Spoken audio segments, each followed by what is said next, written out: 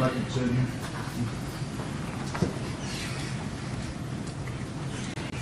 I'd like to have state exhibit 10 on standby, please. All right, we'll locate it. I guess my excuse me.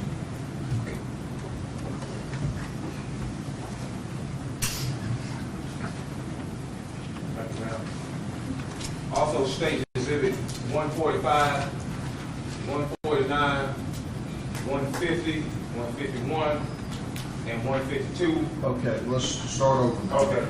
I'd like state exhibit 10, 145, 149, 150, 151, 152, and state exhibit 170, please. Just have them on standby, please, ma'am. Here's the list. So 170 for video.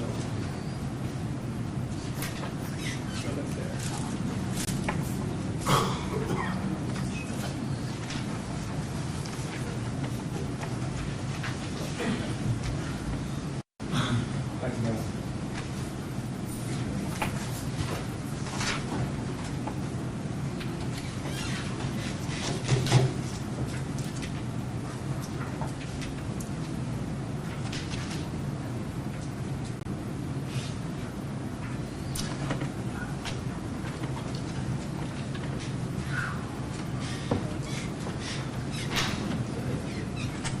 whenever you're ready. Want me to proceed? Oh, good.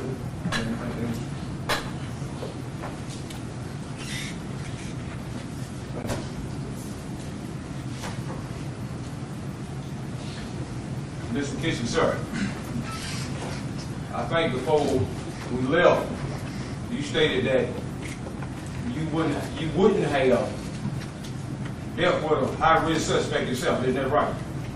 No, sir. Not long. No, sir. Okay. Would you consider a carjacking suspect a high-risk suspect? Yes, sir. Was I labeled as a carjacking suspect on March 22nd, 2011, sir? Best of my knowledge, yes, sir, you were. Okay.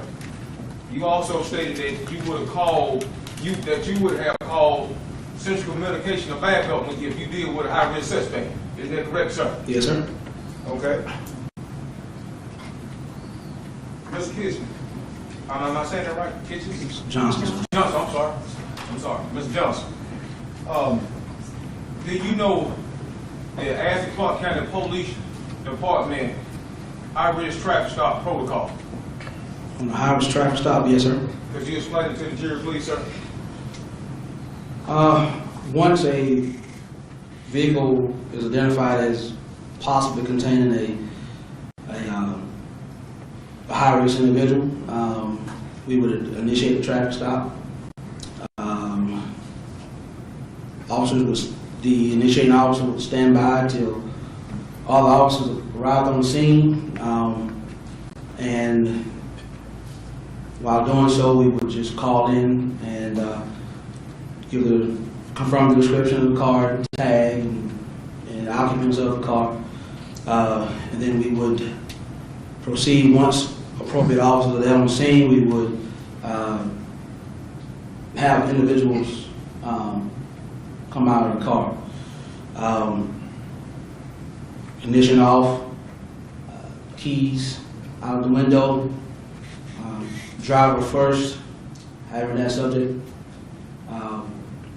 clear weapons. We will have them raise their hands or shirt, make sure there's nothing there. We have the individual come back to a waiting officer who will take that subject into custody, and then we will clear the car, depending upon how many individuals are in the car. Then we will do a secondary search of the car once all individuals are out.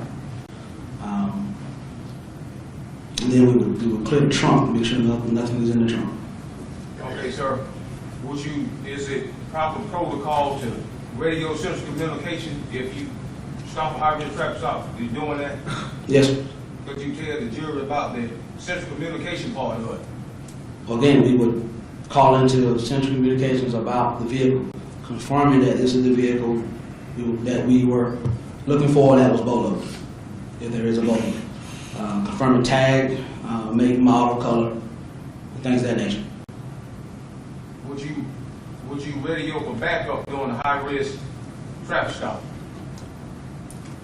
I would, but if it's bellowed out to the other officers that is the vehicle, then officers will start arriving to your location.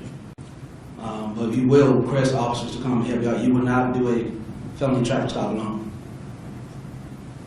How about parking a vehicle? Isn't it true that if you perform a felony traffic stop that you have to place your engine block between the officer and the suspect's vehicle?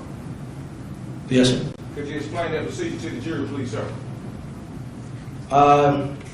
Typically, we're trained in the academy to position your vehicle on a traffic stop with the engine block blocking you in that vehicle as a means of cover.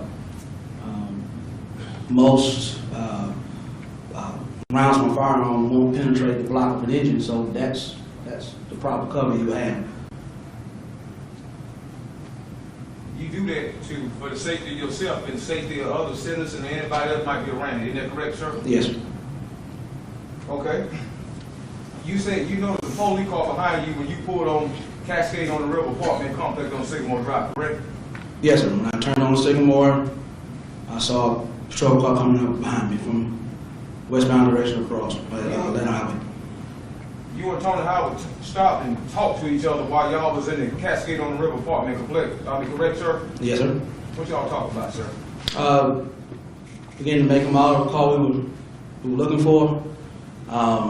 Also, Howard mentioned that he was going to be en route to the east side, I believe, as talking to individuals from the drug unit about possible IDing somebody. Okay. Your Honor, if I may, I would like to show Mr. Kitchen here some exhibits on the Elmer, sir.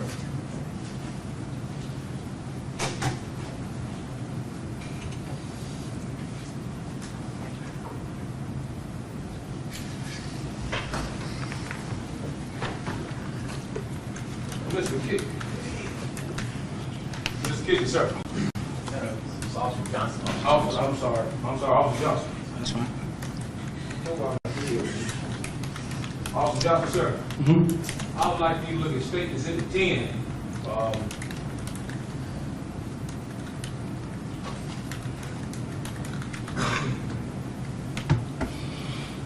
This is Sycamore Drive. Can I see the little laser, please?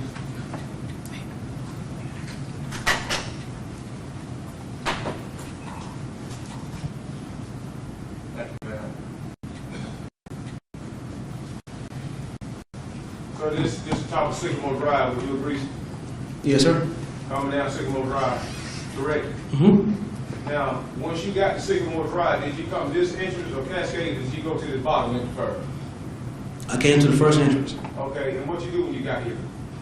I turned in and started driving around the backside of the complex. So this little red thing on your this shoe, is it? Yes, sir. Okay. What do you see off the highway there during this time? If you would bring your pointer back towards the back of the apartment complex, Officer Howard came from the opposite side, and we were behind the apartment buildings in the actual U shape. I tell you what, make it easy. Could you hand in this and then explain to us, please? Make it easy on you, sir.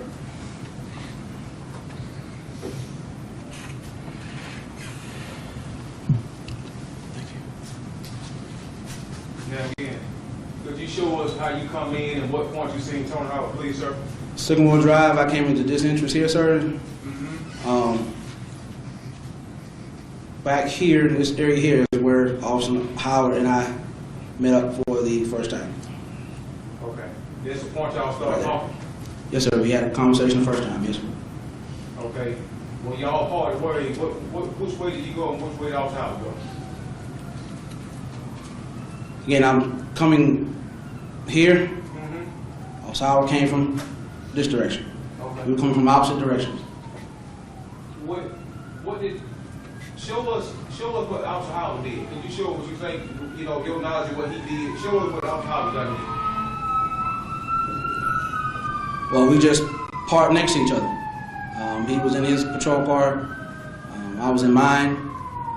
We never exited the car at that point. We was just talking about the make and model of the Cadillac DeVille we were looking for. And again, he talked about leaving here, heading back over towards east to talk to the drug unit about IDing someone. So he was talking about going east, going to the drug. Going to the east side substation. Okay. Pardon me, east side, East PD. Show us what you did after you got finished talking to us. Show us what you did with the ladies. Again, sir, when we parted ways, I went this way, Okay. back out.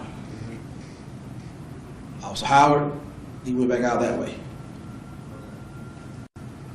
That was the initial directions we left. Okay, now show us when you left out, show us what you did with the lady. When you left out, show us what you did with that lady when you left out.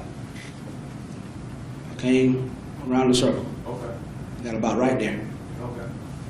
Show us what you did after that. After that, Yes, sir. Officer Howard had made it out on the street. Okay, I'm exiting here now, okay, and we met up for the second time right there, okay. right in that area there. I want you to pause right there. Now, when you met Officer Howard in that street right there, did you see a white male in a car right there? No, sir. You didn't see nobody in no car right there, is what you telling me. No, sir, I didn't. Did you see a red SUV at that time? I did not see the red SUV at that time, so no.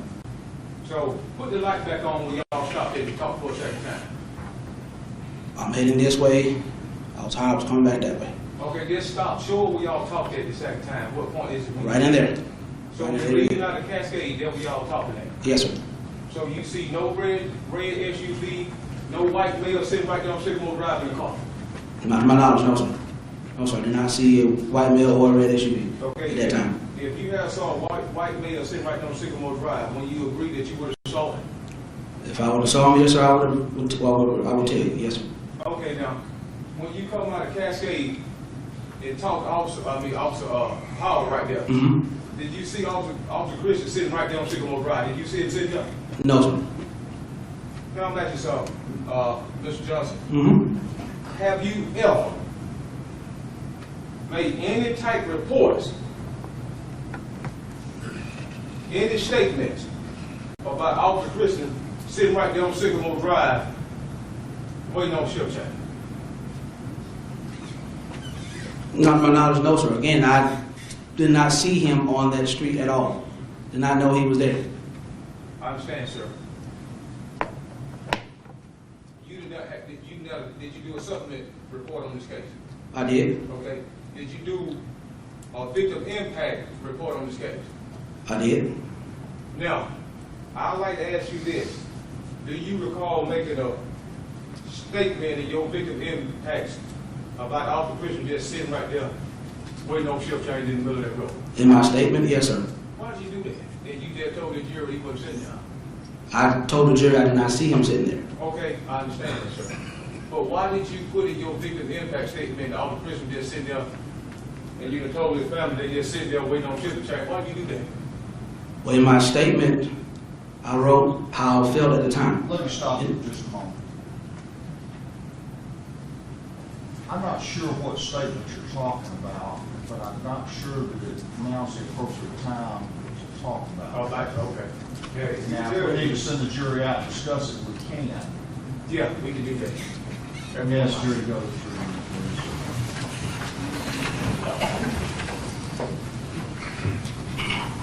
Lights, please.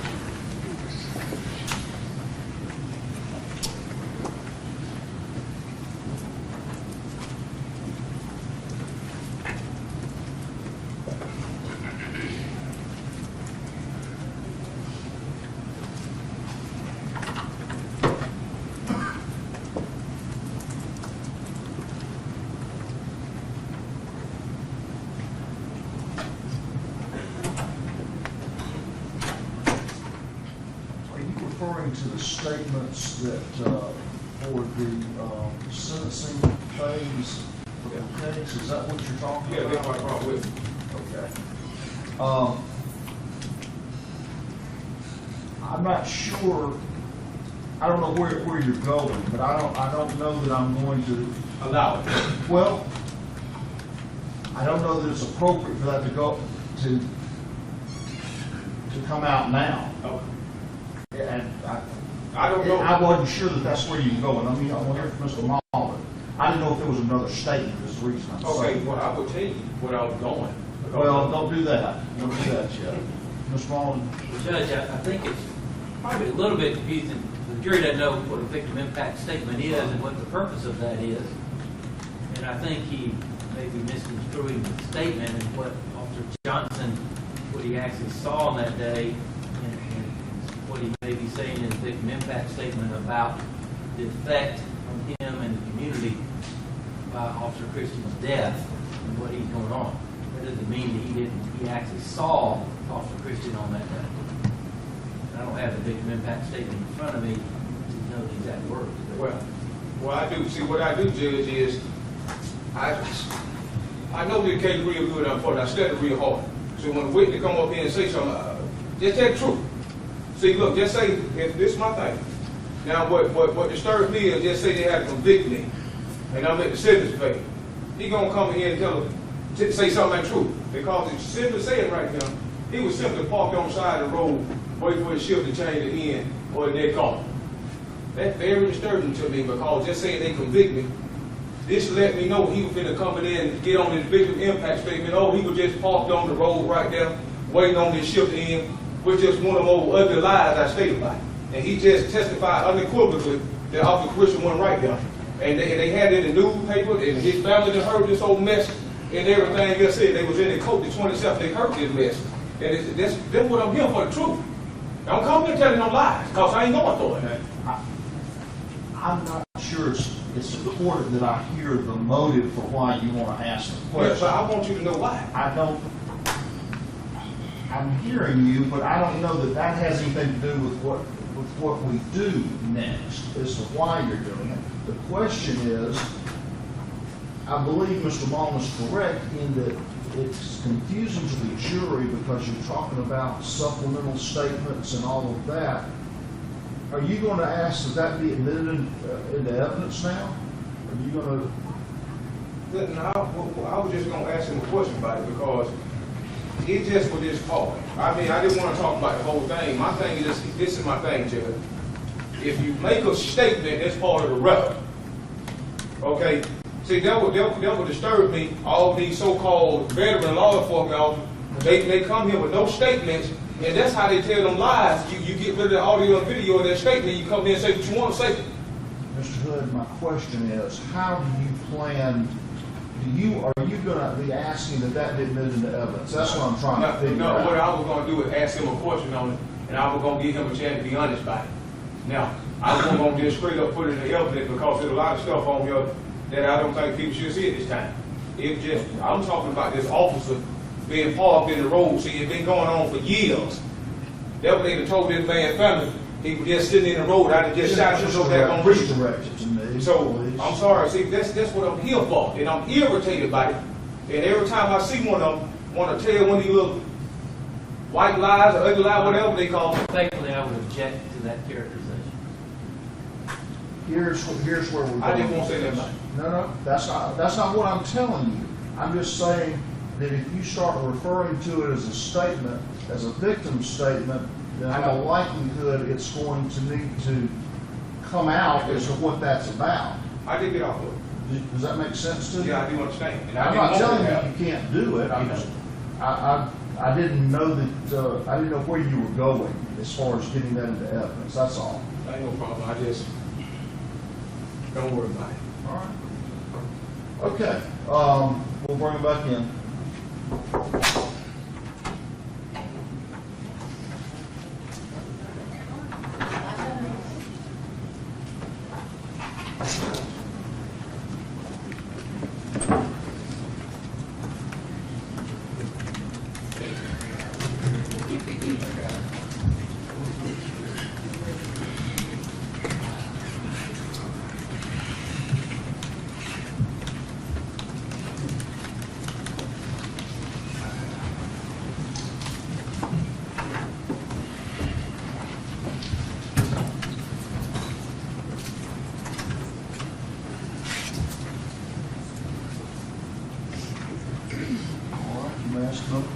his mic, please.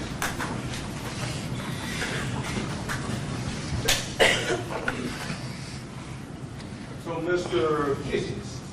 Johnson. Johnson, sir. So, Mr. Johnson. So you saying you and Officer Howard, let me get a exhibit. Y'all was parked in the road. I'd like you to look at State Exhibit 145. Do you recognize that River Age condominium apartments right down Sycamore Drive? Yes, sir, that's the, like maybe the back, the entrance to it when it was off Sycamore Drive one time. Yeah. Would you agree that Cascade Apartments is right across the street from there? Yes, sir, that entrance is across the street from the apartment complex. Your Honor, what I would like to do is, I think it would be best if I play this State Exhibit 170, Officer Moss, there to give the more. Y'all stop right here and start talking the second time. Yes, sir. Now, you didn't see no red and Suburban just parked right here when you come out there. No, sir, I did not. You didn't see no white male, maybe this same percentage just parked right here in the car. No, sir, there was no here. I'm here. I did not see any other, to my knowledge, no other vehicles, just me out here talking. Well, you agree if a white male was in the car right here, you would have saw that? If a white male was right there, if he was in front of Officer Howard, then yes, I would have saw him. In the car, in the road. Would you agree with that? I would agree, yes, if I saw him there, yes, sir. If it was a red Suburban sitting right here, at the exit point, just say with a white truck in, would you saw him? Coming out of there, turning here, Okay. if any of those vehicles, the white vehicle or the red vehicle was there, then most likely I would have seen it. Okay. Back a second. Okay.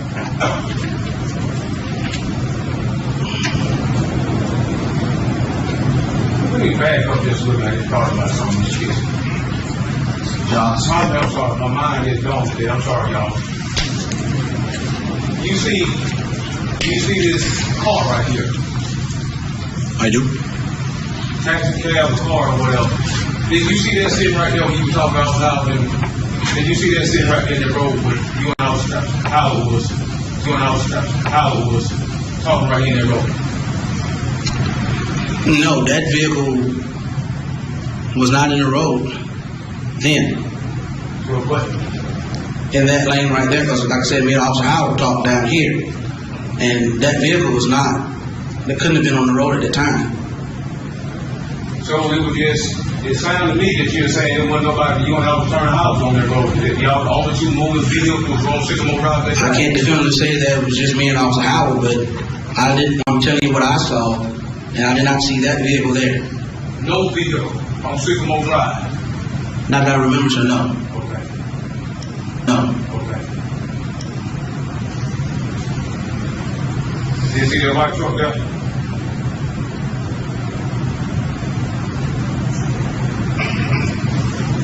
No, sir, I didn't see that white vehicle. I have a car right there. How the car had the blue lights on when this happened? I do not remember his blue lights being on, sir, no. Did Officer Howard car have an audio and video camera? His old Crown Victoria model vehicle, yes, sir, I believe it did.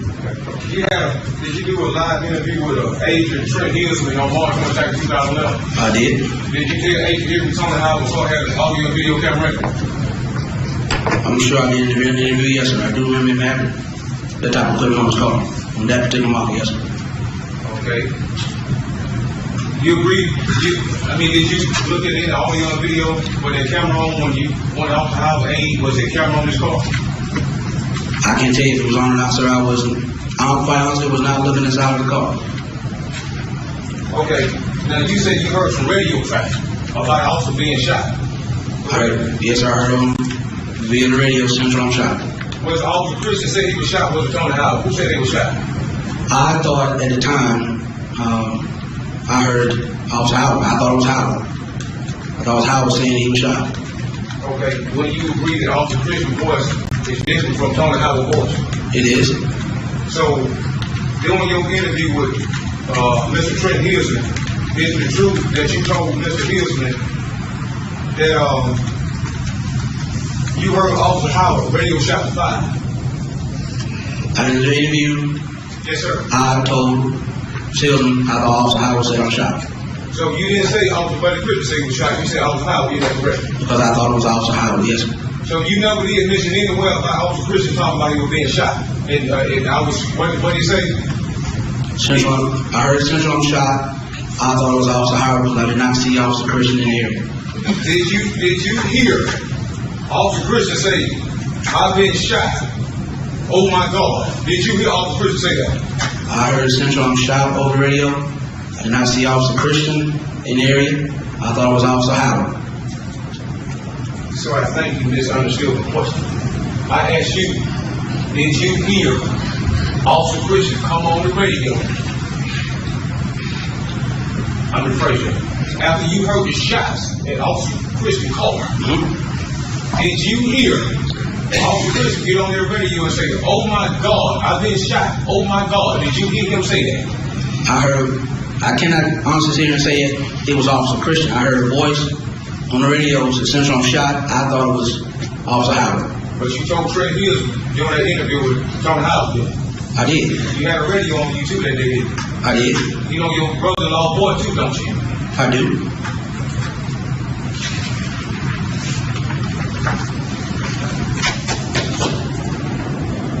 Now,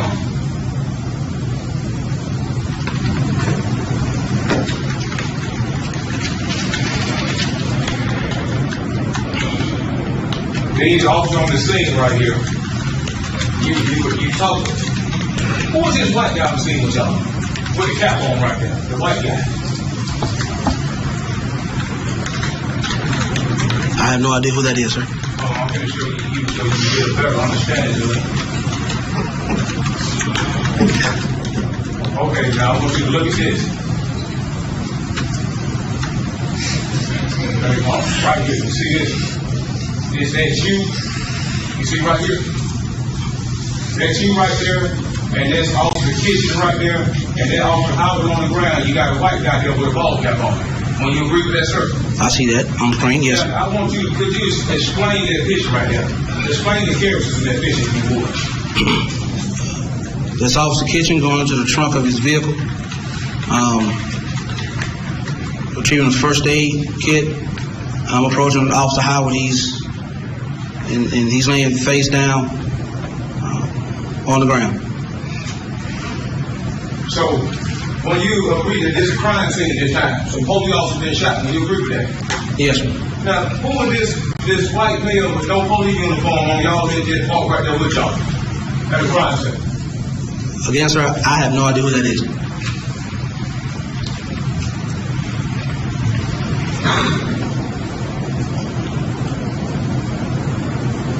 I want you to look at it.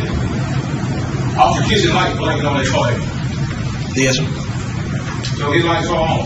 Yes. Who is this black guy, or whatever he is right here, pointing right here? Do you know him? No, sir. I can only guess. These are civilians. I don't know who they are, sir. They're not officers. So you didn't talk to that guy? No, sir. As you can see, I'm rendering aid to Tony while he's on the ground. I don't know.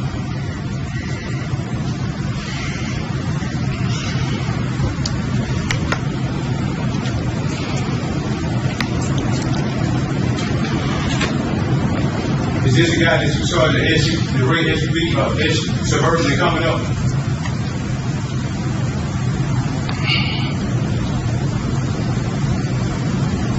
Right there. Is that the black male that you got at that red SUV? Yes, sir. When you agree that's Matthew Hood, did you identify him as Matthew Hood?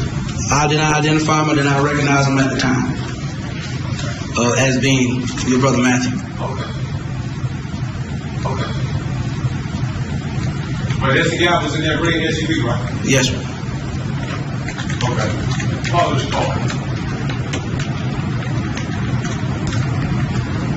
Have you learned that there's also prison costs? Yes, sir. Okay. What's the big more ride with? No, sir.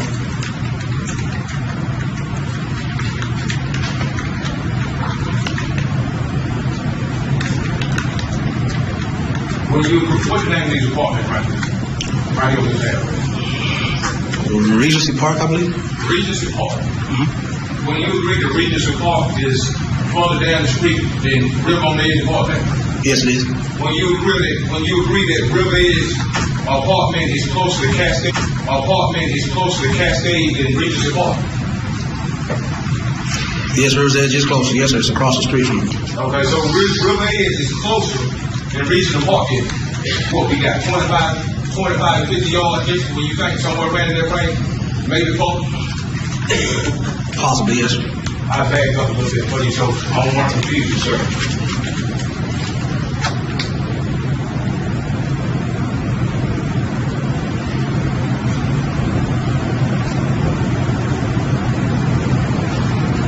Okay. Now, River Edge is right across the street from this thing right here. Now, I want you to look at this car as it moves. And tell us how many yards do you think that this Regency Park is from right here, this Cascade. Just watching the car go.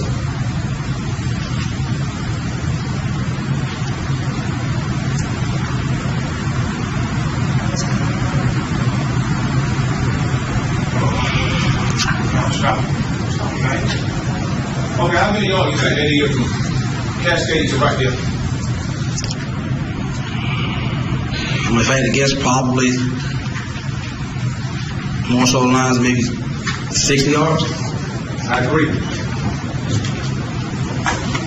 Okay. Judge, I think on this. We can cut like that, huh? Lights. Oh, no, I'm sorry. I want you fast. You hit the lights. I want to show them the picture right there. I'm sorry, y'all. You're going to have to switch it back over. Okay, I see that.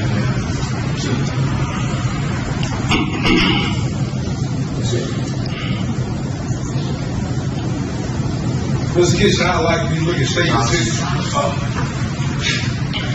Mr. Johnson, I'd like you to look at state exhibit 149. Long day, Judge, I'm sorry. I gave you the wrong one. You look at the name, make sure. Mr. Johnson. State exhibit 151. I'd like to talk to you about this. Will you agree that's off the house? Patrol car behind that red extra suburban. Yes, sir, I would agree. Okay. Now, looking at that picture, is also how the car, according to the Athens County Police Department Highway Traffic Stop Protocol.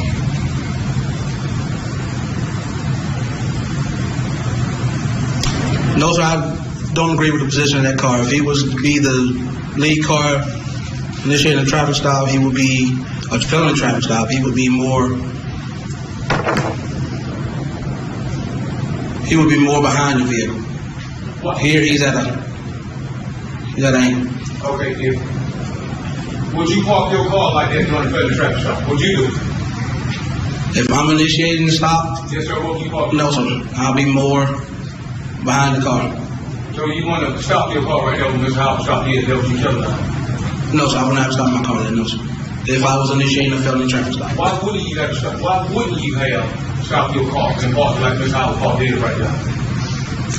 Based on my training, I've been trained to stop behind the vehicle, kind of towards the left a little bit, giving the engine block as cover.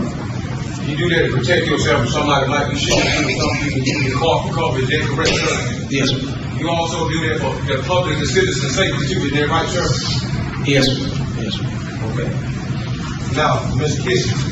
Officer Johnson. I'm sorry, Mr. Johnson. Mr. Johnson, sir. Mm-hmm. How long did it take for you to see me engaged with Officer Howard? You said y'all parted ways. How long did that take? When we parted ways from Sycamore Drive, driving around the back of the complex, I had to guess maybe a minute or so. I mean, it wasn't very long.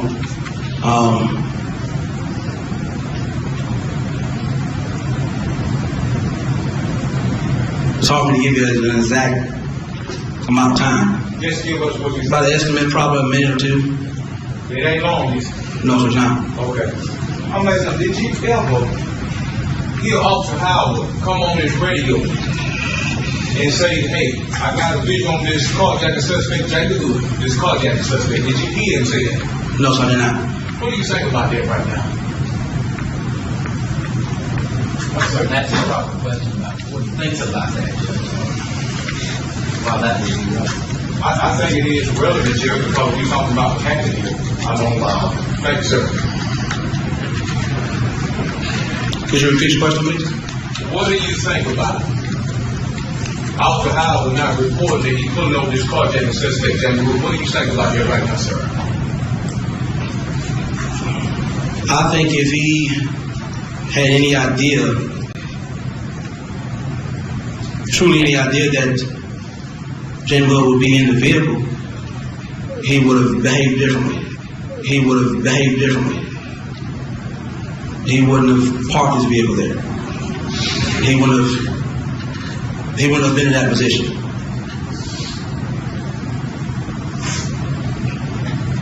How would you feel if Officer Howard grabbed me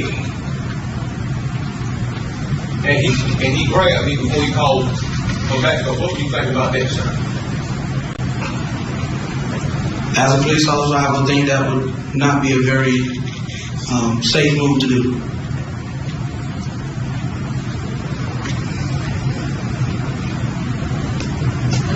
Appreciate your honesty. Thank you, Mr. Boystead. I'm sorry for the company because you told me don't do it. I'm sorry. I called you. I'm sorry. Judge Johnson. Judge Johnson. You said you saw me get out that vehicle and walk away from it. Then I walk and then I run. You appear to be walking towards the vehicle. Okay, now you saw it. And you were out of the vehicle heading towards Officer Howard's car. Did you see Officer Howard come through it when they grabbed me? I did not see it. I thought you testified you were looking at it. You saw me get out and you had a clear look at me walk up to that vehicle. I testified I saw you walk towards the vehicle, and also testified I looked away looking for a Cadillac. I did not keep eyes on you as you initially as you walked towards Officer Howard's car. I looked back towards Officer Howard's car. Okay.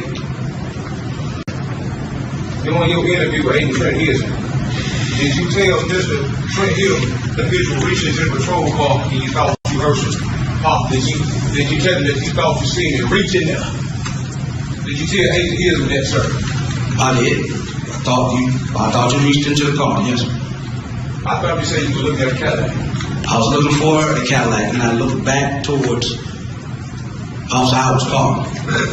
I was looking around for a suspected vehicle, saw what was not the suspected vehicle, and still was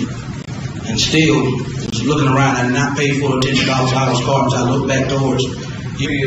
If you looking around and you said you lost sight of me because you looked at a Cadillac. If you lost sight of me and you looking at a Cadillac, how did you tell Mr. Trent Hill that you saw me reach into an off-highway police car?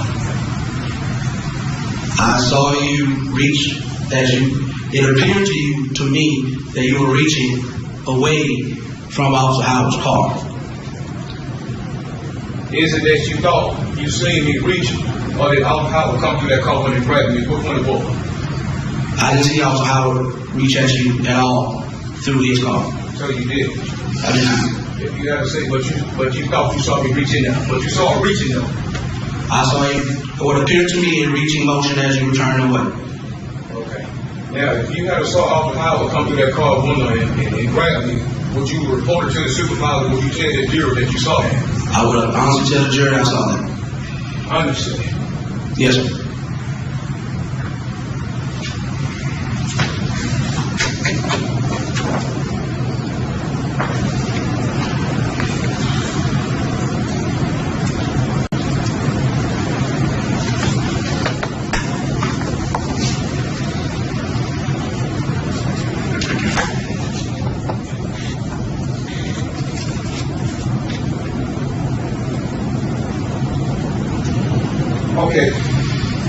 The gun holster on that gun, I want to talk to you about that. Right. I'm sorry about that, I'm going to keep this. We can return.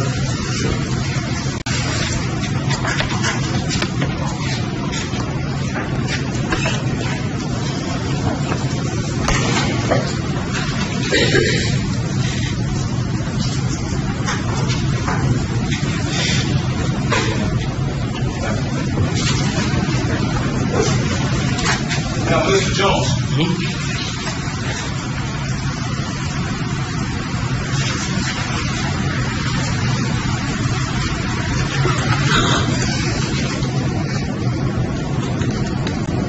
Did Officer Howard have a gun on him that day? Yes, sir. Yes. The little gun, the holster, the gun is in a holster or something called a hood or something like that? Yes, sir. It's in a holster on whichever side that you shoot with. In his case, he's right-handed, so as I, so our duty weapons on our right side. Gun. If I may, can I use Corporal Johnson? I could use him in the Okay. Well, that hood on the gun, don't you got something to keep that gun down in there? Well, there's a hood over the top part. Let's say this is the rear sight, back of the gun. There's a hood that wraps around it that's connected to the rest of the holster. There's one button on the current holster that we have, one button you press, it releases the hood, you rock your firearm back, you give it a clear draw out of the holster. Okay. If the hood dropped on the gun, what that mean? If the hood is already dropped on a gun, that means the officer will need to rock it back to get a clear draw. So if the hood back on the hood dropped in that gun in fire position? No, once you pull it out, it's ready to go. I mean, you can probably fire when it's in the holster, that's not safe, but once you get it out, then you're ready to engage. Okay, but I'm trying to figure out if the hood, the one that keep it in the holster so it won't come out. No, there's a locking mechanism inside the holster. Okay, I think you stated to Mr. Hill that Tony had his hood dropped on his gun or something. I think it's in here. I can read and find it, but could you tell us about that? I don't remember telling that.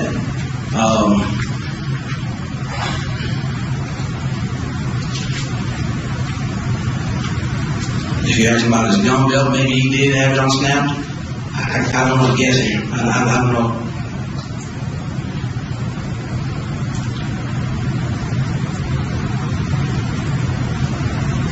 Did you hear Officer Howard get any verbal commands like hands up anything? No, sir. You didn't hear him say hands up? No, sir. I was too far away to hear about it. Okay. So you don't recall telling Mr. Hill anything about the hood of officer was down? No, sir. I'm almost finished with it. Can I have a brief second? Repeat this to see if it's on there. See if it's on there.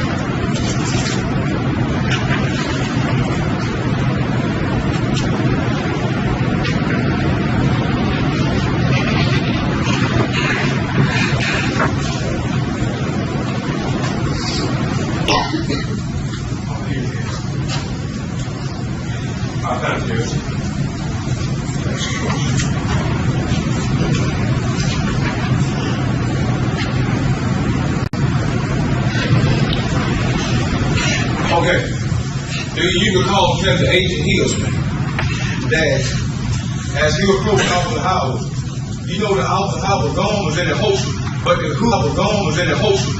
hood on the holster had been dropped. Could you explain, do you recall telling Agent Hillsman that? I honestly don't recall telling him that.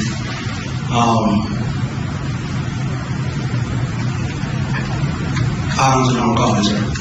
But you did have an interview with him, live interview, correct? I did. Young, can I play a portion of the interview? I already had time to mark out and go straight to it what he said.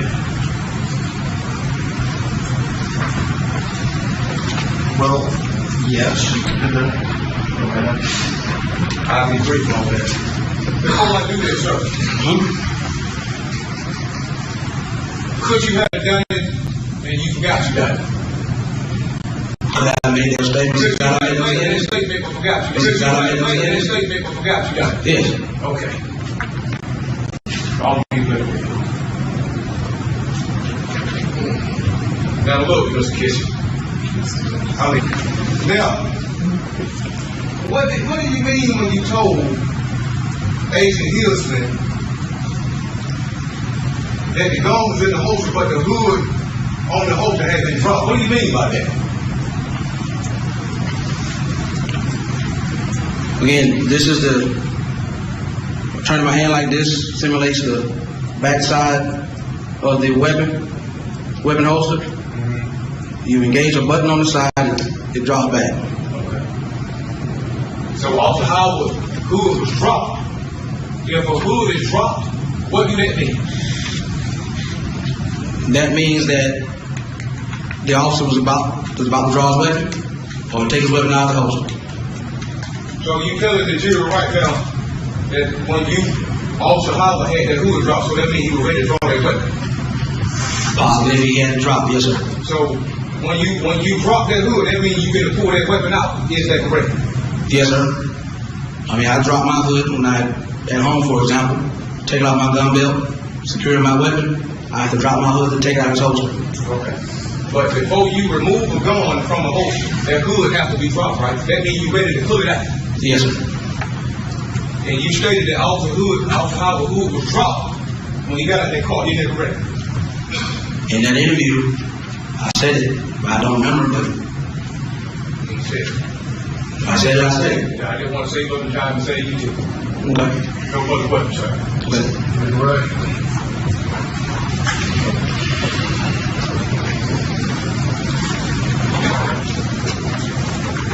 Officer Johnson, what time you came up to Officer Howard at that point? At what point did you notice his gun belt and his gun? I noticed it. Immediately or after the officer arrived in that process? Well, when I got to him, I mean, he was in uniform, gun belt on, laying face down on the ground, so I observed his gun belt immediately. And at that time, the gun was in the holster? As far as I know, yes, sir, it was in the holster. It wasn't out, it was in the holster. Yes, thank you. Breathe. You said you came up on him, you the first one on him, right?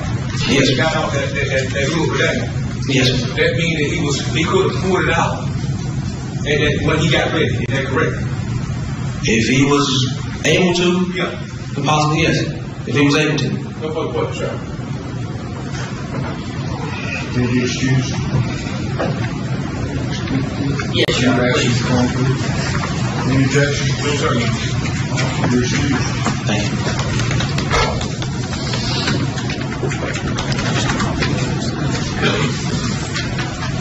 How long are you stretching that next week? Not too terribly long as far as my direct goes. Call. Matt Ring.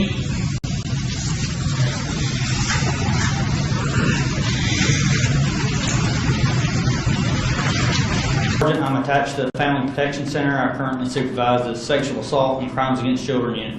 And how long have you been in that particular position, sir? It's about 2.5 years now. And prior to that, where did you work? I was working in West Side Precinct, assigned to the 2 to 10 unit. And uniform patrol? Yes, sir. And that at different shifts and different locations? Yes, sir, I have. So altogether, from the time you came into the department in 2005 until you made sergeant and were moved to family protection, were you in uniform patrol? Yes, sir. And did you work primarily on the east side? Yes, sir, I did. Uniform patrol. Did you have any other assignments at all in addition to being working east side of uniform patrol? Once Working east side of uniform patrol. I transferred to special operations on the east side, and they divided the unit, and I was transferred to the west side special operations unit as a housing officer, worked housing authority and other areas. And when were you transferred to that particular assignment? I want to say it was in 2010, but I'm not positive on it. It was early 10, I think, maybe later than that. And in March of 2011, was that your assignment, or did you have some other assignment? I was assigned to the West Side unit, Special Operations unit at that time, yes, sir. Now, prior to working with Athens Clark County PD, what did you do, sir? I worked for the Jackson County Sheriff's Office for about 6 months, and prior to that, I was in the United States Navy for 6 years.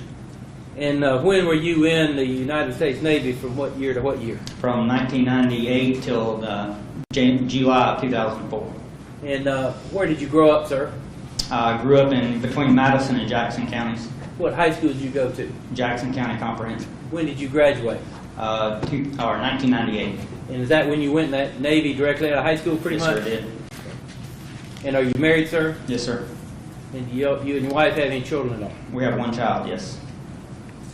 Let me direct your attention back to March 22nd, 2011. Were you on duty working with Special Operations at that particular time, sir? Yes, sir, I was. And during that time, can you tell the jury a little bit more about your responsibilities in Special Operations on that particular day and what your assignment was? Part of my duties, or my main duty at Special Operations, I was assigned as a housing officer. Worked with the housing authority, police neighborhoods, for all over Athens, but my responsibility was the west side of Millage Avenue. I took care of neighborhoods Rock Springs, Broad Acres, Jack R. Wells Homes by Paulo Street, and the many outlying communities. I also supported other uniform patrol units as well as the drug task force for different areas when they needed specialized patrol capability. That's what I did. Now, what shift on that day did you work? I believe that day I was working 10 to 8. 10 a.m. in the morning till 8 p.m. in the evening? Yes, sir. And at some point around or shortly before 1 or a little after 1 o'clock in the afternoon, did you hear some call go out about an incident that occurred on the east side that caused you to go to Sycamore Drive eventually? Yes, sir. I scanned my radio, meaning that our radio traffic is divided east and west. I scanned east and west. I'd overheard some radio traffic about east side having an incident involving a kidnapping. They had named a suspect, and that his possible current address was over by Sycamore Drive off of Broad Street. And who was that suspect? Jamie Donnell Hood. And after hearing that particular call, what did you do? I went towards the area of Sycamore Drive to try and locate the vehicle that was described. I believe it was a tan in color Cadillac. As I approached the area, I ran into SPO Howard. He said he'd already searched the area and had no contact with Cadillac. And where was it that you ran into him in that area, sir? He was, there's a apartment complex sign down at the end of Sycamore Drive on the left as you go down. It's off the road enough to where SPO Howard could get off the road in his car completely out of the roadway and sit. He was sitting up on the grass. As I came down the intersection, I saw him sitting there, and I pulled up window to window and talked with him just to see if he'd seen anything coming and going and whatnot. So he was stopped on the side of the road? Yes, sir. And was he in the direction of heading out Sycamore toward Broad? Yes, sir. At the time? Yes, sir. Okay. So as you're coming down Sycamore, he would have been on the left? Yes, sir. And are you familiar with where the apartments Cascades on the river are located? Yes, sir. In the first entrance and the second entrance to that complex? Yes, sir. Are you familiar with the complex further down on the left called Timber Chase? Yes, sir, I am. Where was he parked in relation to those two entrances? He was parked below the Cascades on the Timber Chase side, or down it by Timber Chase, so he could see up the roadway. So any vehicles coming down Sycamore Drive, he would have had seen coming before they got down the bottom of the drive. Timber Chase being on the left, and I think Regency's on the right. And did you speak to him at all at that time? Yes, sir, I did. I talked to him. He said he hadn't seen anything. Told him we were fixing to go eat, and if he saw something, to call us, because we were going to be close, and that was the reason we chose to eat close, is so if something happened in that neighborhood, we could respond quickly. We were going to go eat at the Yurt Pie on Alps Road, so we were less than a mile away. It was our goal. And did you wind up turning around and going out Sycamore headed toward Yurt Pie? Yes, sir, I did. Prior to leaving, when I was talking to him, I was sitting on the road and SBO Christian passed by me, and I thought he was doing the same thing, didn't think much about it. I waved at him, he waved back, and then I went and turned around, and me and SBO Moss headed over towards Alps, back out Sycamore, because it's a dead-end road. And you said that basically that you saw Officer Christian as you were speaking to Officer Howard? Yes, sir. We just waved, acknowledged each other pretty much, because I didn't know it, but he was apparently going to another call. I found out later. Okay. And he was headed down Sycamore into Sycamore, heading in the direction of Regency Park and Timber Chase and so forth? Yes, he was going down towards the bottom. He was passing us. Okay. And when you were speaking to Officer Howard, if he was parked on the left-hand side of the road, headed out, and you were headed in at that point, were y'all kind of driver to driver close to each other at that point? Me and SBO Howard were driver to driver, and I was actually sitting on the wrong side of the road so I could talk with Tony. And the SBO Christian came down beside me on the right side. In the proper lane of travel. And you waved at him and he waved back at you? Yes, sir. We acknowledged each other. And could you tell whether he was on the phone or not, or anything like that at that point? I did not see him on the phone. He just looked like he was going to call. I remember his windows were up, but that was about it. Okay. And so basically, you wound up leaving and going to Yurt Pie? Yes, sir, I did. And was that with Officer Moss? Yes. And I was meeting another officer over there as well. Who was that other officer, do you recall? SPO Sprague. He was assigned to the Baxter Street detail. He worked Baxter Street alone at that time.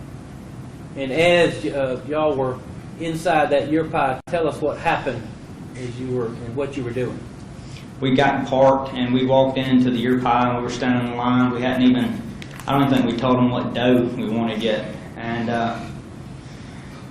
as we stood there, we heard radio traffic come over, and I caught the tail end of it because it was loud, it was bustling, it was a lot of people in there ordering lunch, and you could hear somebody come over the radio, and it was a very animated, excited voice. You could understand it, so it wasn't quite screaming, but it was loud, and you could tell they were upset that something to the effect of "I've been shot" or "somebody's been shot," and at first it clicked, but me and SPO Moss just looked at each other in like disbelief, like, what was that? And then we heard a little bit more radio traffic, which I don't know what it was. And we both knew exactly where it was and where we were going, and we took off as fast as we could get back to Sycamore Drive, Timber Chase area. Y'all were in separate patrol cars? Yes, sir. And did y'all head back over that way? Yes, sir. And did you actually arrive, go down Sycamore off Broad and head in the direction of where that was? Yes, sir. And as you got to that location, can you describe what you saw at that point, and who you saw, and then what you did? As we came down the hill, SPO Kitchen's car was like sitting in the middle of the road. It was a little bit, I remember, it was a little bit catty in the corner. SPO Moss pulled up and got out. And when he got out, I could see, as he got out, I was coming too, because I had just a little bit of delay because I had to wait for a car to pass before I could turn on Sycamore. But as he passed, or as he got stopped, I got out and he passed up through his door. I looked down, or I looked, and I saw SPO Howard, who I found to be SPO Howard, laying on the ground face first. And I got out, ran up to him to see what was going on. And Jerry Johnson, SPO Johnson, was he just had this sheer look of terror. His face was just like devoid.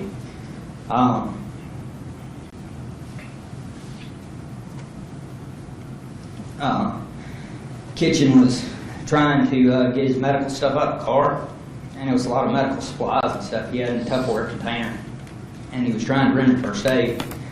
And as all that was going on, SPO Moss was talking to people, and when I say people, I don't know who he was talking to, but you could see somebody laying on the ground who I recognized as Matthew Hood, and he was talking and focusing on him, and I realized nobody had seen security, and that was a real deal for us, because everybody's devoted to the injured, and nobody could watch out. And I didn't know who had done the shooting. I didn't know where it came from at that time. I knew nothing about it. I had to put two and two together as far as Hood being on the ground and us being over there originally for Hood. But I started doing, 360 security, basically making sure everybody's okay. Anybody coming towards us were either unarmed or they were going to get put down at gunpoint until I figured out who they were. And I saw a guy coming up at that time, and he was a younger white guy, had a beard and hat, and he came up. He told me that there was nothing he could do for the other officer or something to that effect. And at that time, I didn't even know there was another officer involved. So I leave where we're at, and I run down to the next car, who I figured out real quick was Buddy Christian. And when I got to him, the window was still up. It was shattered. There was about a softball-sized hole in it. You could still hear the glass cracking and falling out of the window. It was that fresh. It had been open, but obviously it was still falling out. Buddy was sitting in the driver's seat, and I went to check him for his vitals, but as I went to check him for his vitals and I went to reach for his carotid to check him and see if his heart was still beating, I noticed he had a bullet hole in his neck, and it wasn't bleeding. So his heart had stopped.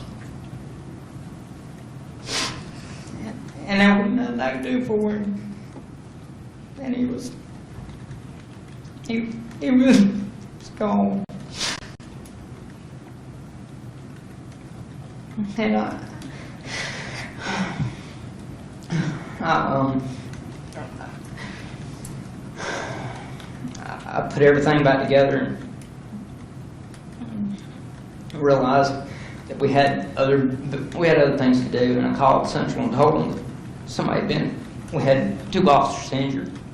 I can't remember if I told them we had 1 dead or not, but we had 2 injured. And about that time, some other folks started arriving. I pressed out. Well, I went back to SPO Moss and told him what I found, and we locked that area down, and other folks were arriving and whatnot. And ultimately, we were told to take up perimeter positions further out because we'd been told that the suspect had run towards Timber Chase down further past us. Because where I stopped and found everything was up the Cascades. It was just the next complex towards Broad. It was up the hill further. He'd run down the hill and then had Timber Chase. But I pushed out with SPO Moss ultimately with my rifle and started securing the complex, so if anybody came back, I could deal with them.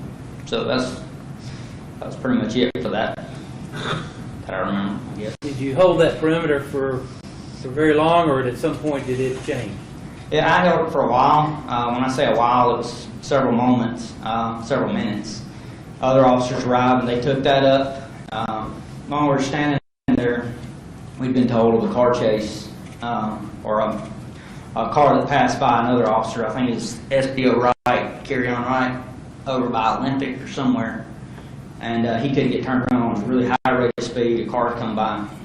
And it was the same car that had been given out as a carjacking victim's car from in the neighborhood, but it was over on the Coney Street side. So we put 2 and 2 together and figured the suspect had gone all the way through. And as all that panned out, they sent us, I doubled up with another SWAT guy who got in there. And we went to the area of Rannick Road where we knew the Hood family. We went over there to start looking for that car to try and find the suspect. So we weren't, I can't say we were there for 20 minutes. We probably weren't there for 10 minutes before everybody got there and we were moving, but I don't remember specifics. And when you said a minute ago to the Coney Street side, do you mean on the other side of the Coney River where the carjacking may have occurred? Yes, sir. It was in the Oconee County side of the river. It was like Oconee County side of the river. It was like Timber Chase goes down. You got the Oconee River wraps around behind it. If you go through the river, there's a real steep hill. There's a neighborhood that comes off Epps Bridge Parkway. It's got a couple of streets that run in there. And somewhere on one of those streets, I can't remember which street it was, there was a carjacking that had occurred in that neighborhood. So following that, you went over to the Rannick Road area? Yes, sir. We went looking for that vehicle that had been carjacked in the hopes of finding the suspect. And at some point later that day, was that car located? Yes, sir. It was located. It was, I believe it was off Airport Road. There's, you go down, and on your right there was a cutoff that goes into the woods. It looks like an old driveway, and there's an old abandoned house and some other abandoned old well houses and stuff. But it was right off that road into that cutoff sitting on the side of the road. And was that far from Rannick Road? No, it was a couple miles at the most.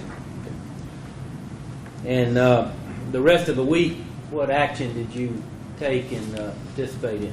For the rest of the week, I was attached to the tactical units that were assigned to secure locations, clear different instant locations, conduct ground searches, search woods. We searched everywhere that you can imagine, all over the east side of Athens. Every tip we get, either my team or another team would press out and search it. So that's what I was doing, was pressing out whenever we got tips and searching, securing places and searching them, making sure the suspect wasn't there. And on March 25th, 2011, that Friday, did y'all become aware that the defendant, Jamie Hood, was off Bowley Drive in a subdivision called Creekstone? Yes, sir. We were directed over there by Sergeant McGee due to some tip. I didn't know where the tip originally originated from, but we were sent over there. In that vicinity, we didn't know where specifically to go yet. And we were staged, I think, in the Granger parking lot originally as we headed that way. And then we went up towards Bowley Drive because we'd gotten some further information. We were going to set up a roadblock on Bowley Drive, and anybody coming out, we were going to stop and see if we could develop some further intel for. The first car that came to us, the guy came up, and I don't remember his name, but he looked shell-shocked. He was just like, it was like, oh crap, I done got any more than I can handle here.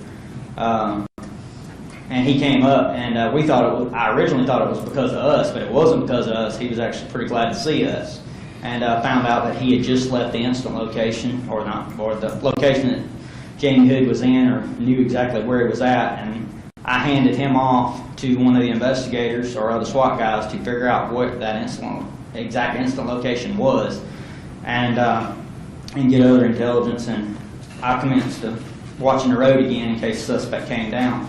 I later found that he had supposedly escaped or something like that, and that's what concerned me, that somebody was going to come looking for him. Does the name Terrence Lumpkin ring a bell? It does. I remember his face, light-skinned black male, had short dreads. He was driving a black, either Monte Carlo or Cutlass car. Would have been the vehicle, I believe. Thank you, sir. Sure.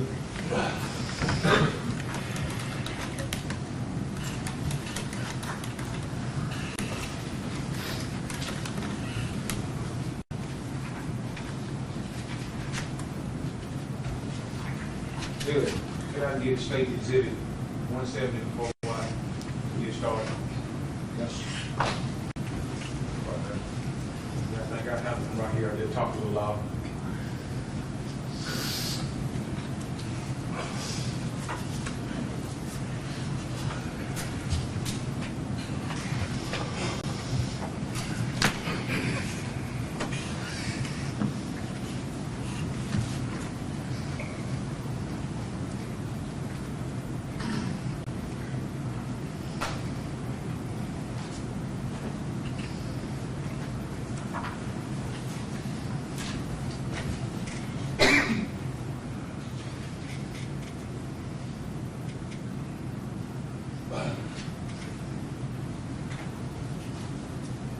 Afternoon, Mr. Raymond. Howdy.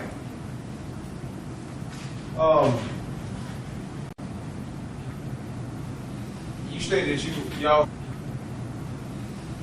that y'all heard a call over the radio about a carjacking or something on the east side, sir. Yes, sir. I've overheard some, just some scan traffic. Did Jamie Hood name come up as a suspect on that, sir? Somewhere in that, yes, but now I don't remember if that was officers talking or if that was the tag assigned to the vehicle that had reportedly dumped him out, or I don't remember how that was developed. I just remember that was the name that came up. Okay. You said you went to Sycamore Drive looking for a carjacking suspect, sir. Yes, sir. Did my name come up in that, sir? Yes, sir. That was the reason I went over there. That before you went to the restaurant, sir? Yes. Okay, I'd like you to follow this car. We're going down Sycamore Drive, sir. Okay.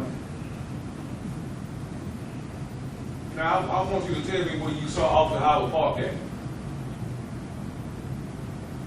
You say he was parked on the side of the road or something, he was marked somewhere. I'd like you to tell us, just tell me the pause was where he was.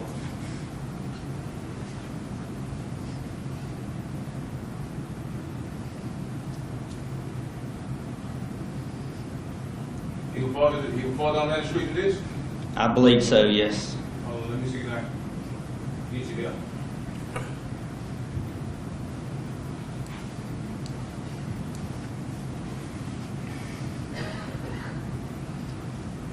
So when you first saw him, He was past that downhill, I believe. okay, how about right around here, where you see it at? Oh, we got Timber Chase at the dead end. Hold on. The dead end right down here, the road end right there, so what we would have been at? If you see where that video's showing right there, Right here. I think, right, you see that telephone pole on the left-hand side of the road, you see that sign on the left-hand side of the road right beside the telephone pole? We're going down for you, sir. At Timber Chase. Yes, sir. So he was right along in here, I believe he was in that, in some of that grass on the left-hand side. talking about right here. It may have been there, it may have been, I think there's two signs if I remember right, I'm not positive. But somewhat, was he on this side of the road, or was he, look at the arrow, this side of the road? He was on the left-hand side of the road. Like over here? No, sir, that's Over where, here on the grass like park? yes, he was out of the roadway completely if I remember right. Okay. Now, when you seen Officer Howard, how many other police cars did you see?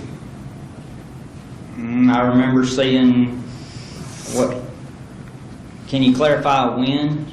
I mean, Yeah, when you were there with Officer Howard, did you see any other officer before the shooting or after the shooting? before the shoot, sir? Okay. When I came down, I remember seeing Tony on the left, it's me. I think Moss was with me or in the neighborhood, and we ran into each other, and we're going to go. Buddy came by us on the right. I can't remember if I saw Jerry Johnson's car, SPO Johnson's car or not, but I know he was in the area. So there, SBO Jerry Johnson, Yes. you saw him over there in the area. I knew he was in the area. I didn't see Okay, him. I just okay, knew he was in respect the that, area. respect that. Yeah. So, did you bring your written report with you, sir? I mean, did you do a written report? Yes, I did. Okay. Could I ask you to go with me, please, sir? Yes, sir.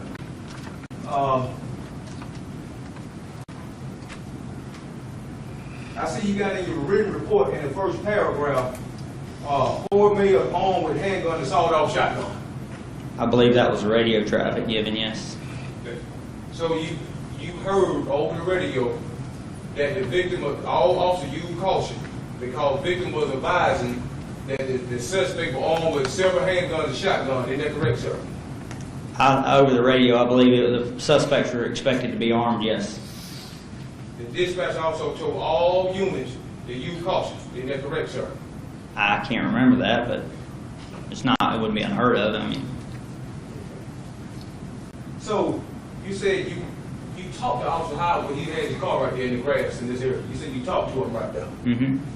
What did y'all talk about? Asking, I remember asking him, was anybody there? Or had he seen it and telling him why I was there? He said, I've already checked it, the car's not there. I believe when I pulled up, he was typing on something, but I'm not sure. Told him we were going to go get something to eat. Told him if he saw the car to get us back over there soon because we were going to be close. Based on the type original reason we were there, suspects armed with handguns, shotguns. I didn't want him, if he could, to get out with suspects by himself. I wanted to be able to back him up, be close. And then told him we was going to go eat. Call me if he ran or in the vehicle. Why didn't you want Officer Howard to encounter that suspect by himself? I wouldn't want any officer to encounter any suspect that's potentially armed by themselves if they knew it to be the suspect. I mean, we're not trying to scare everybody, but if the suspect is coming down the road, then I would expect him to call me for backup, especially with 4 subjects armed, being the suspect we're looking for.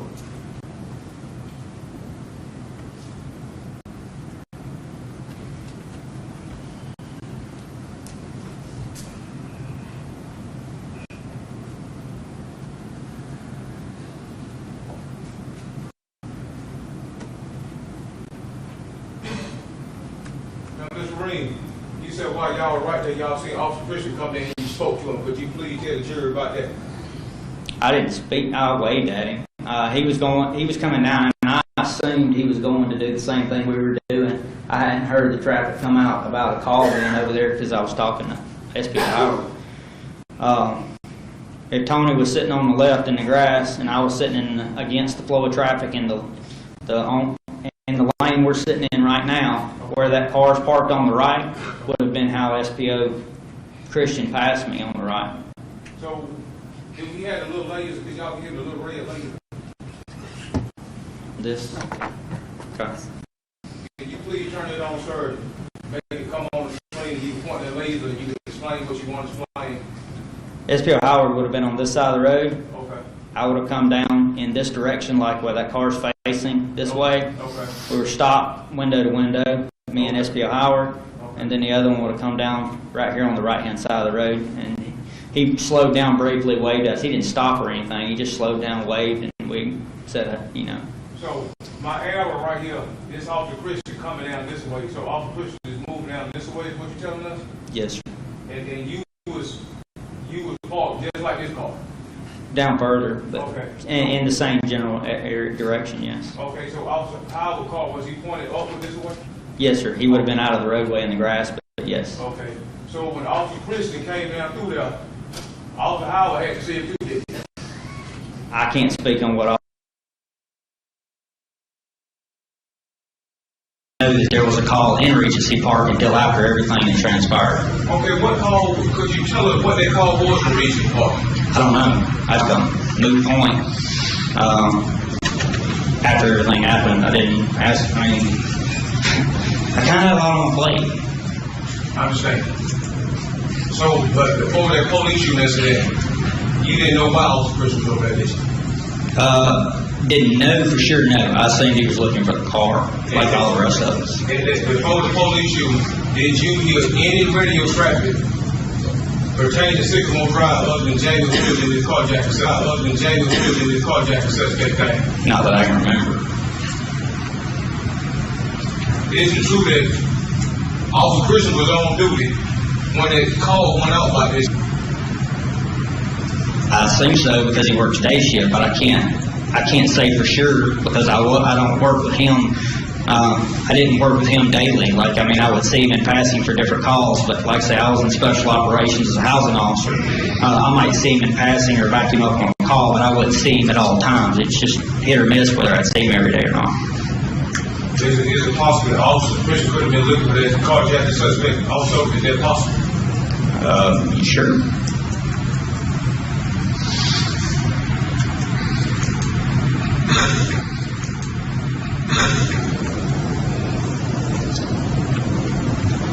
No further questions. Mr. Judge. Judge, I have this ring on my online witness list, so even if he don't invite business, and I just like me to call. right, ladies and gentlemen, that will conclude the evidence today. I'll let you go to the jury room to call for transportation and get you. I don't need to remind you, still cannot discuss the case at all with the judge. And we'll start back at 8:30.